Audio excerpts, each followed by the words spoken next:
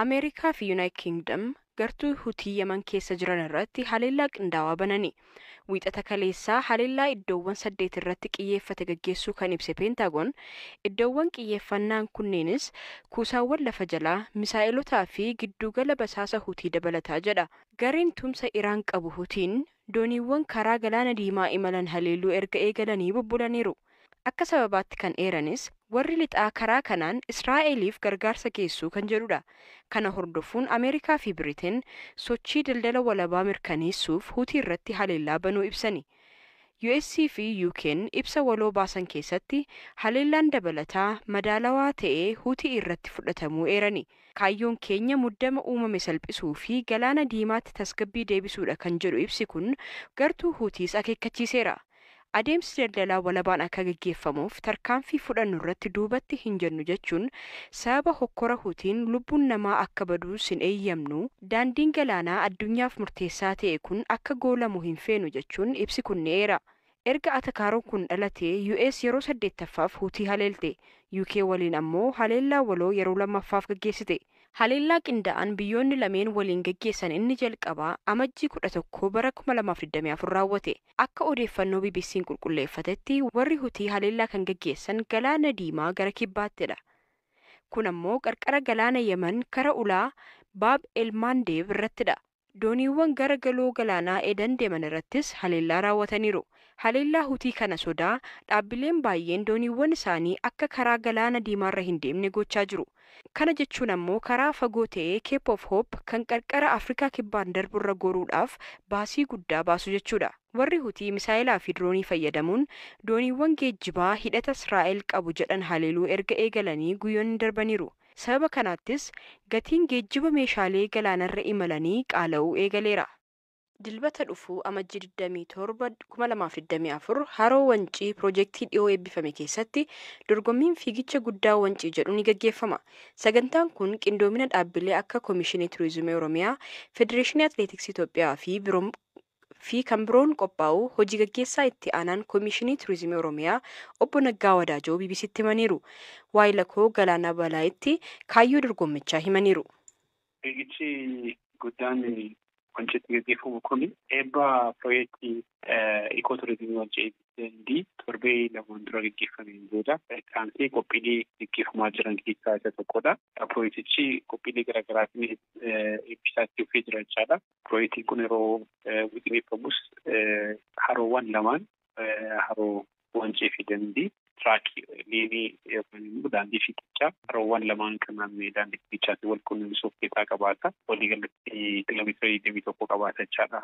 Walakkaa maaraatoonii ta'a. Achitti fiigicha qofaas hin ta'in wal dorgommiin biskileetiin ni gaggeeffama torbee sattaanatti jechuudha. Sanbata duraa darbe immoo wal dorgommiin gulufii fardaas bakka sanatti gaggeeffamee tureera. Kanaaf bakkichi bakka turistoonni garaagaraa deemnee daawwannaa gaggeessan qofa hin ta'in qophiilee akkasii sochiiwwan akkasii keessatti hirmaachuudhaan illee akka isaan bu'aaran akkasumas immoo yeroo gaarii akka dabarsuu danda'an yaadameetu jechaadha. Fiigicha achitti gaggeeffamu kunis fiigicha sadarkaa biyyaatti dhufallee sadarkaa addunyaatti illee haalli gurguddoo akkaataa keessummeessuu danda'uun sadarkaa isaa eeggateetii kan waxineeffame jechaadha. Waxinee kanas immoo kabajamu muummee ministeeraa Dr. Abiy Ahmed karaa yaadama isaaniitiin kan jalqabas piroojeektiin kun kan yaadamee sadarkaa kanarra kan gaggeessaadha. Amma jalqabbiidhaaf haala ho'aa ta'een jalqabbiidhaaf gaggeeffama jechuudha. Qophiilee ispoortii atileetiksiidhaan wal qabataniif giddugala dorgommii ta'uu danda'u isaa agarsiisuudhaaf qophaa'aa jira jechuudha qophiin kun. Dhugaadha. Yoom gaggeeffama? Maaltu eegama? Sanbata duraa dhufu kan gaggeeffamu jechaadha. Tole maal eegdu maaltu eegama? Namni dorgommii kana irratti hirmaatu eenyudha? Namni kamuu galmaa'ee hirmaachuu danda'a? Banaadha. Dorgommichi banaadha. Daa'imman umriin isaanii 15 gadi kan ta'anis kan itti fiigaman jira. Isaanis kiiloomeetira tokkotu qophaa'ee sanarraa ol immoo kiiloomeetira 10tu jira jechaadha kan beektonni fiigan. Kanaaf banaadha hundi walumaa galatti kaayyoo fiigichi kun qabu kaayyoo turizimii beeksisuu akkasumas immoo hawwattummaa wancii dandii beeksisuu qophiilee akkasii gara fuulduraatti gaggeessuudhaafis yaadama jiru sirriitti sammuumaa keessatti kaa'uu fi fuuldurattis immoo taatee dhaabbata ta'ee akka gochuudhaaf kan kaayeffate ta'uu isaati. Keenyattaanuun waliigalteen Itoophiyaa fi Somaalilaand jalqaba ji'a Amajjiitti mallatteessan torbanootaaf ijoo dubbii gaanfa Afrikaa ta'ee itti fufeera. Gamtaan Afrikaa waldhibdee Itoophiyaa fi Somaaliyaa gidduutti dhalate kana pirezidaantiin duraanii Naayijeeriyaa Olusegun Obasanjoo jaarsummaan akka fixan gaafatus Somaaliyaan halduree keesseetti. Dhaamsa waamicha waraanaa fakkaatus dabarsteetti. Ofii ga'umsi humna waraanaa biyyoota ollaa lamaanii hagamii? Galaana Balay. Dhiyeenya kana muddamni Somaaliyaa fi Itoophiyaa jidduutti uumame cimuun keessattuu gama mootummaa Somaaliyaan dheekkamsi guddaan dhaga'amaa jira. Hawaasni idil-addunyaa dhibdeen kun mariin akka furamu dhiibbaa gochaa jiru. Ammoo hireen biyyootni lamaan gara waraanaatti galuuf qaban guddaan fakkaatu. Somaaliyaan waraana waliinii barootaan booddee yeroo ammaa kana loltoota Itoophiyaa fi biyyoota Afrikaa biroon deeggaramaa Alshabaabiin lolaa jirti. Itoophiyaanis waraana waliinii kaaba biyyattiitti gaggeeffamee fi gaaga'ama guddaa geessiserraa akka ta'utti hin bayyananne. Carraa biyyoonni lamaan waraanatti adeemuuf qaban akkuma gaaffii ta'ee jirutti ga'umsa waraanaa biyyoota lamaanii yoo laallu kan wal madaalu miti.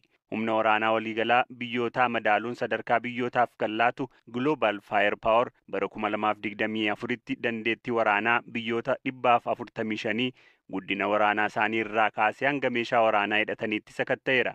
Haaluma kanaan biyyoota 145 keessaa Itoophiyaan sadarkaa 49ffaa yeroo qabattu Somaaliyaan ammoo sadarkaa 142ffaa irra jirti. Akka Global Firepower jedhutti Itoophiyaan humna waraanaatiin biyyoota Afrikaa 54 keessaa sadarkaa 5ffaa irratti argamti. Masrii, Aljeeriyaa, Afrikaa Kibbaaf Naayijeeriyaatu sadarkaa 1-4 qabatee jira. Somaaliyaan ammoo sadarkaa dhumaa irratti argamti. Waggaa waggaan sadarkaa waraanaa biyyootaa kabaasu Global Firepower madaallii isaatiif ulaagaalee 60 fayyadama. Kanneen keessaa baay'inni kutaalee waraanaa biyyoonni qabanii fi bajetni waggaa waggaan waraanaaf ramadamu ni argama. Itoophiyaan baay'ina uummataa waliigalaa miliyoona 116 akka qabdu yoo ta'u, kana keessaa miliyoona 34.7 loltummaaf ulaagaa barbaachisu ni guutaa jedha dhaabbatni kun.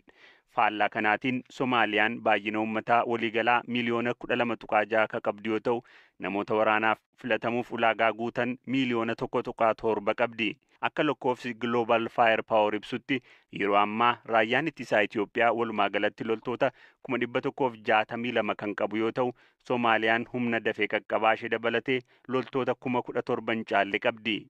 Akka Global Firepower jedhutti Itoophiyaan bajata waggaa doolaara miliyoona 888 ol waraana isheef kan ramaddu yoo ta'u, Somaaliyaan ammoo doolaara miliyoona 458 ta'u ramaddi. Gama humna qilleensaan ga'umsa biyyootni lamaan kun qaban akka gabaasa Global Firepoweritti guddoo wal caala. Itoophiyaan xiyyaarota waraanaa 91 qabdi.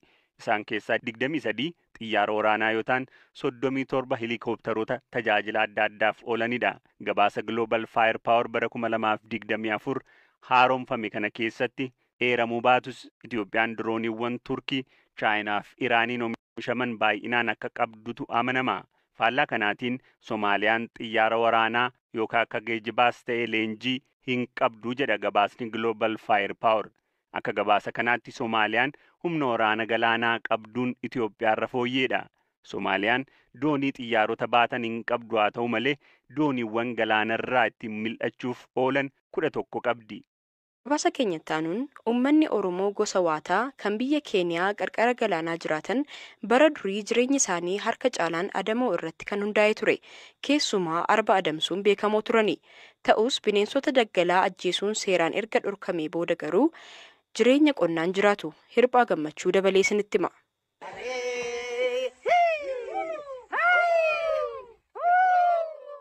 Faaruun dhageessan kun kan bara durii adamoon arbaa milkaa'uun booda weellisanidha. Uummanni Oromoo waataa Keeniyaa keessa jiraatan bara durii adamoon beekamoo turani. Jireenya uummata waataa keessatti arbi nyaata addaa ture. Maanguddoon hawaasa waataa aadde Haaloonii Guyyoo bara durii arba nyaatanii akka turan ni yaadatu. Gogaa arab fuudhanii dur haataneedhaan gufootu kan ifeelanii nyaatan. Aadde Guyyaatu Guyyoonis kana ni yaadatu. Akama jeelaan nafoo beeka gurrata foota bakka isaan qotan. Akama mi'a Fo arba. Nuna den wata durani dada sana len di watanu. Ka arba ka felan ratani du akun ka fedan. Mana santa ya na fi sani. Dada fo nyaatani dada di wanu babatan.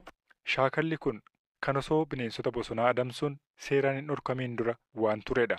Keeniyaatti bara 1948 irraa eegalee paarkii biyyaalessaa Saavoo jedhamuudhaan beekamuun dura bakka adamuu waataa ture.